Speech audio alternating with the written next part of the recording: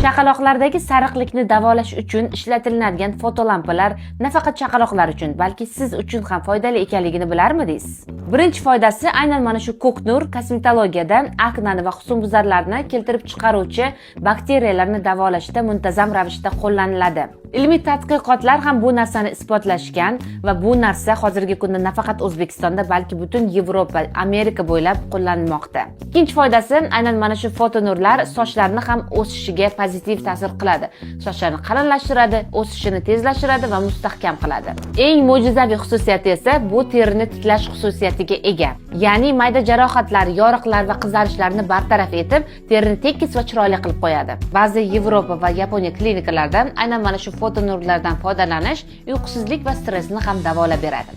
Va aynan mana shu usul kelajakdagi yuz parvarishi uchun asosiy omillardan biri hisoblanadi. Shu kabi qiziq ma'lumotlarni opisaniyada yozib qoldirdim. Albatta o'qib ko'ring va o'z fikringizni yozib qoldiring.